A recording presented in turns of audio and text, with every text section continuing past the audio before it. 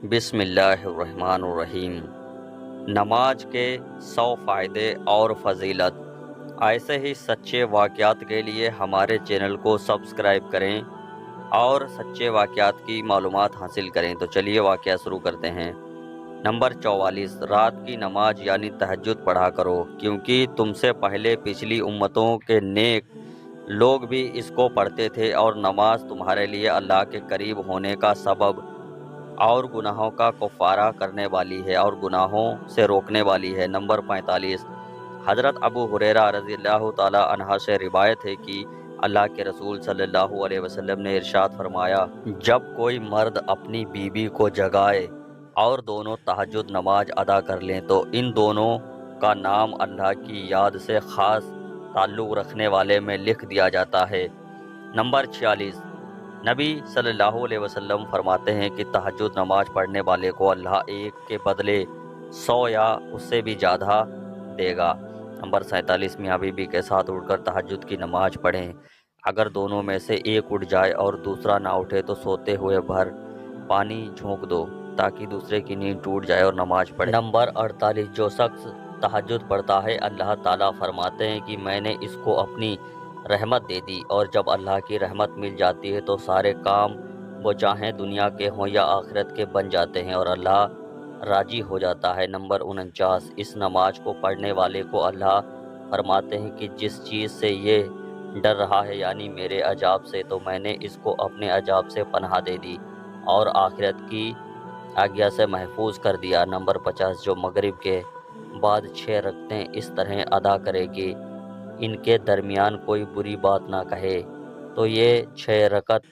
12 سال کی عبادت کے برابر ہوں گی۔ نمبر 51، نبی صلی اللہ علیہ وسلم نے ارشاد فرمایا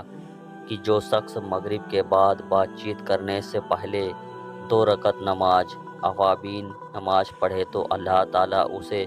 جنت میں محل عطا فرمائے گا، اور اگر 4 رکعت پڑھ لے تو کوئی وہ حج پر حج کیا، اور اگر 6 رکعت پڑھ لے تو اس کو 50 سال کے گناہ بخش دیے جائیں گے۔ نمبر 52، جو شخص ابابین کی نماز پڑھے گا تو اس کو لیلۃ القدر کی نماز جتنا ثواب ملے گا، اور اس کو رحمت کے فرشتے گھیرے رہتے ہیں۔ نمبر 53، جو شخص چاشت کی 2 رکعت نماز ادا کرے گا اس کے گناہ معاف کر دیے جاتے ہیں، اگرچہ سمندر کی جھاگ کے برابر کیوں نہ ہوں۔ نمبر 54، جو شخص 2 رکعت چاشت کی نماز ادا کرتا ہے تو اس کی گنتی غفلت کرنے والوں میں نہیں ہوتی۔ نمبر 55، جو شخص چاشت کی 12 رکعت پابندی سے ادا کرتا ہے تو اس کے لیے اللہ تعالیٰ نے اس شخص کے لیے جنت میں سونے کا محل بناتا ہے۔ نمبر 56، حدیث شریف میں ہے، وارد کی چاشت کی صرف 4 رکعت پڑھنے سے بدن میں 308 جوڑ ہیں، ان سب کا صدقہ ادا ہو جاتا ہے اور تمام صغیرہ گناہوں کی معافی ہو جاتی ہے۔ نمبر 57، جو شخص فجر کی نماز جماعت سے پڑھے گا پھر سورج نکلنے تک اللہ تعالیٰ کے ذکر میں مشغول رہتا ہے، پھر 2 رکعت اسحاق پڑھتا ہے تو اسے حج اور عمرہ کا ثواب دیا جاتا ہے۔ نمبر 58، حضرت ابو ذر رضی اللہ تعالی عنہ سے روایت ہے کہ رسول اللہ صلی اللہ علیہ وسلم نے فرمایا، اللہ تعالیٰ فرماتے ہیں کہ ابن آدم تو دن میں شروع حصے میں 4 رکعت نماز پڑھ لیا کر، میں دن کے ختم ہونے تک تیری حفاظت کروں گا۔ نمبر 59، بہت ثواب ملتا ہے، صغیرہ و کبیرہ گناہ بخش جائیں گے، موت کے بعد بھی عبادت کا ثواب ملے گا،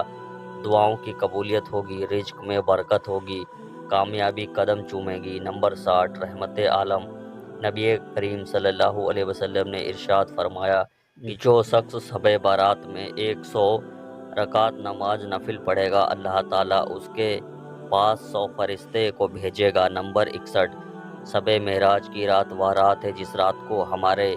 نبی کریم صلی اللہ تعالیٰ علیہ وسلم جو اس جہان کے اور اللہ کے رسول ہیں وہ معراج کے سفر میں گئے تھے اور پہلی بار جنت کو دیکھا تھا۔ نمبر 62، اس رات ہمارے نبی صلی اللہ علیہ وآلہ وسلم کو جبرائیل علیہ السلام براق کے ساتھ انہیں لینے آئے تھے، جس پر ہمارے نبی تشریف رکھ کر جنت کے سفر پر چلے گئے تھے۔ نمبر 63، معراج کی رات کا سفر شروع ہوا تھا کہ ہمارے پیارے نبی مسجد نبی میں آرام فرما تھے، تبھی جبرائیل علیہ السلام آ کر انہیں براق سے مسجد الاقصی لے کر گئے۔ نمبر 64 حضرت سیدنا ابو معاذ بن جبل رضی اللہ تعالیٰ عنہ فرماتے ہیں، جو 5 راتوں میں جاگ کر عبادت گزارے اس کے لیے جنت واجب ہے۔ جس حجل کی 8ویں، 9ویں، 10ویں اور عید الفطر کی رات اور شعبان کی 15ویں رات۔ نمبر 65 حضرت سیدنا ابو ہریرہ رضی اللہ تعالیٰ عنہ سے روایت ہے کہ عید کو ایک راستے میں تشریف لے جاتے اور دوسرے راستے سے واپس ہوتے۔ نمبر 66 حضرت سیدنا ابو امامہ رضی اللہ تعالیٰ عنہ سے روایت ہے کہ رسول اللہ صلی اللہ علیہ وسلم نے ارشاد فرمایا، جو عیدین کی رات میں قیام کرے یعنی عبادت میں گزارے اس کا دل نہ مرے گا جس دن لوگوں کے دل مریں گے۔ نمبر 67 مسلم شریف میں ہے کہ نبی کریم صلی اللہ علیہ وآلہ وسلم نے ارشاد فرمایا کہ جو شخص وضو کرے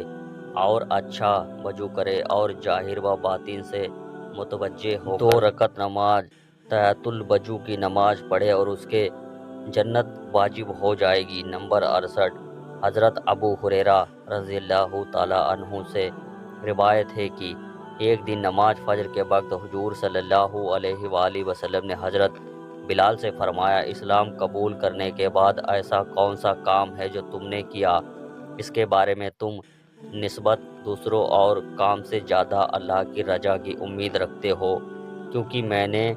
اپنے آگے جنت میں تمہیں جوتوں کی آہٹ سنی۔ حضرت بلال رضی اللہ تعالیٰ عنہ نے فرمایا، میں نے کوئی عمل کوئی کام اس سے بڑھ کر زیادہ امید دلانے والا نہیں کیا کہ جب میں کبھی کسی وقت رات میں یا دن میں وضو کرتا ہوں تو اس وضو سے میں کچھ نہ کچھ نماز ضرور پڑھ لیتا ہوں۔ نمبر 69 اسی سے جڑی ایک حدیث سامنے آئی ہے کہ جس کے راوی ابو ہریرہ رضی اللہ تعالیٰ عنہ ہیں، جو روایت فرماتے ہیں کہ جو کوئی شخص امام کے ساتھ رمضان میں سوال کے لیے تراویح کی نماز ادا کرے گا اس کے پچھلے تمام گناہ معاف ہو جائیں گے۔ ایسے ہی سچے قصوں کے لیے ہمارے چینل کو سپورٹ کریں۔ ملتے ہیں اگلے سچے واقعے کے ساتھ، تب تک کے لیے اللہ حافظ۔